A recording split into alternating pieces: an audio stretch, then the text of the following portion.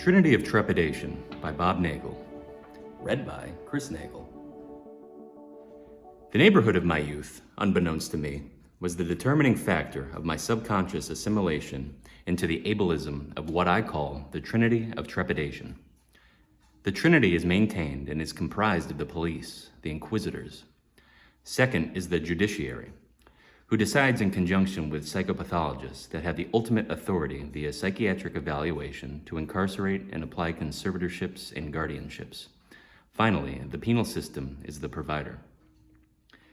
As I was further immersed within the Trinity, it became evident of their ubiquitous, irrefragable, and impervious impact upon society's perpetual ableism.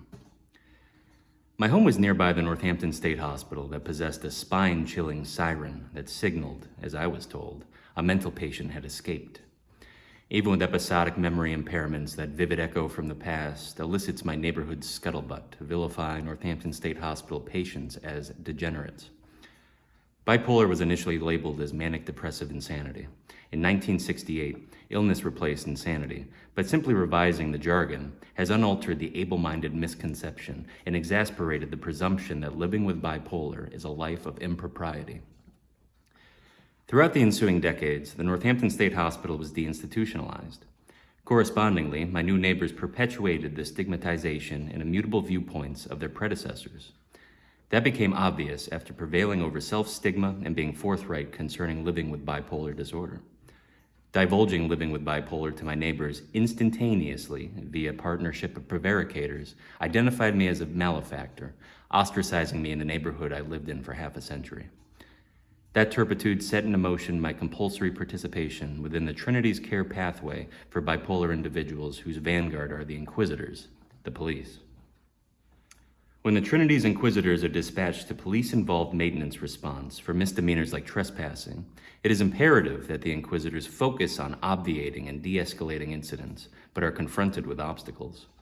Most salient is the Trinity's minimal training on mental health crisis calls. Most police departments receive 4 to 12 hours of training a year. When the offender is homeless, black, unemployed, or low social economic status, arrest is more likely. Individuals with bipolar are 3 times more likely to encounter the police. 25% have been arrested and are 16 times more likely to be killed during a use of force by the police. From 1955 to 2016, public hospital beds dropped by 90%. There are 10% more bipolar individuals in prison than in hospitals. When bipolar individuals are jailed, they rapidly cycle out of the Trinity. Treating and streeting is the term. As a result, 25% are rearrested within 14 days and 50% within 60 days. The Trinity undeniably imposed a multifactorial foundation to ableism. Throughout the 1980s, I was employed as a correctional officer at the Hampshire County Jail and House of Corrections, built in close proximity to the Northampton State Hospital, during which time I witnessed the cataclysmic repercussions of President Reagan's rescinding of the Mental Health Systems Act, designed to provide funding to offset deinstitutionalization. I was living with Nagle noza. Therefore, I was incognizant of the watershed moment I was on hand for. The Trinity's ignominious oversight of the fiasco of jails being converted to de facto mental wards of yesteryear by citing bipolar as an imperfection that requires arrestation. Contemporaneously, the AIDS epidemic was raging, depicting the Trinity's conundrum of providing care and custody for prisoners that were categorized as non-traditional inmates, bipolar included. That distinction segregated non-traditional bipolar inmates to PC blocks and AIDS inmates to the general population. AIDS was prioritized, highlighting spit, which we were told would take 1 gallon of spit to contract AIDS. The Trinity's negligence in responding to the crisis of non-traditional bipolar inmates by displaying indifference concerning their mental and physical health is malevolent nonfeasance.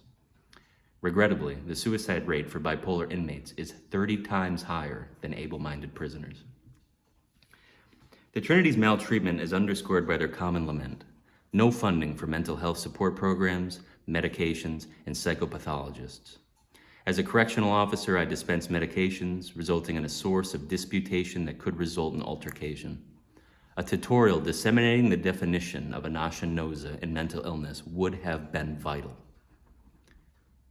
There is a re-emerging discussion with respect to reinstating involuntary treatment coercion, compulsory adherence to medication.